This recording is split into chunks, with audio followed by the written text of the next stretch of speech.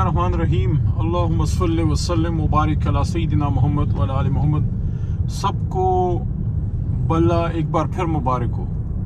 तो Peshawar high court से तारीखी फ़ैसला आया है और पाकिस्तान तहरीक इंसाफ को हमें हमारा इंतखाबी निशान जो है वो वापस मिला है।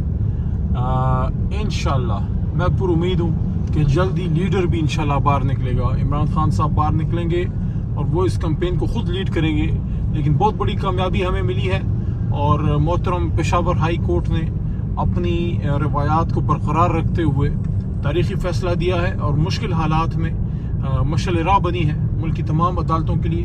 हमारी लिए तमाम अदालतें बहुत ही काबिल एहतराम हैं, चाहे वो कोई हाई कोर्ट हो, of course supreme court of Pakistan, या कोई मातहत अदालतें हों। लेकिन पेशावर हाई कोर्ट ने इन हालात में, मुश्किल हालात में फ़ैसले दिए हैं और इससे मैं समझता हूँ कि आज के फ़ैसले से जमहूरियत मजबूत होगी, सियासी जमातें, पूरा जमहूरी निज़ाम मजबूत होगा। क्योंकि किसी भी सियासी जमात से अगर आप उसका इंतखाबी निशान लेते हैं तो बुनियादी तौर पे उसके लाखों करोड़ों जो वोटर सपोर्टर होते हैं उनको वो परेशान हो जाते हैं और वो उनका जमहूरी अमल पे एतमाद कम होता है। तो इससे जमहूरियत पे लोगों का एतमाद बहाल होगा, जुडिशरी पे मजबूत होगा।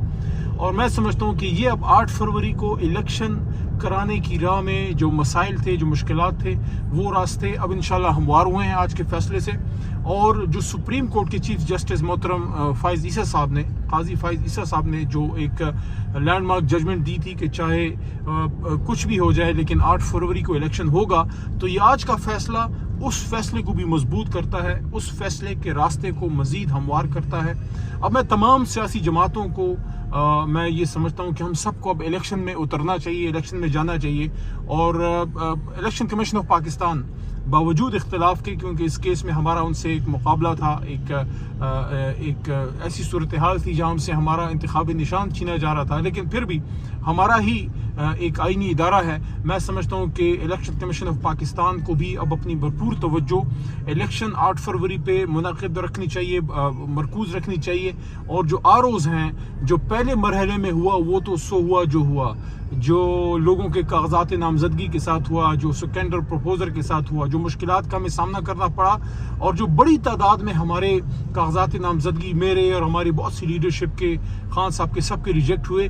अगर आरओज़ के लेवल पे इंसाफ से काम लिया जाता तो शायद इतनी बड़ी तादाद में हमें ट्राइब्यूनल्स में भी ना जाना पड़ता।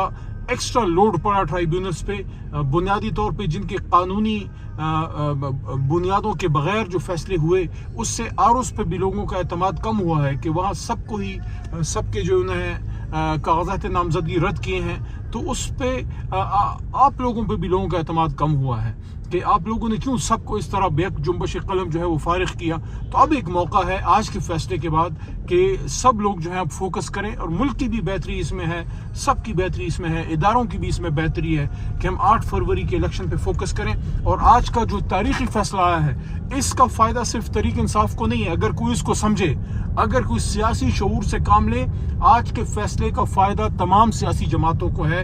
क्योंकि जब सियासी निज़ाम मजबूत होगा तो जमहूरी सिस्टम मजबूत होने से तमाम सियासी कारकुन, तमाम सियासी जमातों के लिए आगे का रास्ता जो है वो मज़ीद आसान होता है सियासी सफ़र के लिए। पाकिस्तान के लिए मेरी दुआ है कि आज का फैसला हमारे लिए एक तारीखी फैसला साबित हो और इससे पाकिस्तान की तरक्की की नई राहें खुलें और जो मुश्किलात का एक दौर रहा है वो अब बेहतरी की तरफ जाए। मैं समझता हूँ पाकिस्तान तहरीक इंसाफ के तमाम नुमाइंदे और जितने भी हमारे कैंडिडेट्स हैं उनको मौका मिलना चाहिए कि वो 8 फरवरी के इलेक्शन के लिए सुप्रीम कोर्ट के हुक्म की रोशनी में वो अपनी कैंपेन करें। कहीं कोई कदगन नहीं होनी चाहिए, कहीं कोई गैर ज़रूरी पर्चे नहीं होने चाहिए। तहरीक इंसाफ के लोगों को जितनी मुश्किलात का सामना था वो सिलसिले अब रुक जाने चाहिए और हम सबको अब एक इलेक्शन की तरफ और इलेक्शन के बाद एक नए सुबह, एक नए आगाज़ की तरफ जाना चाहिए। पाकिस्तान जिंदाबाद।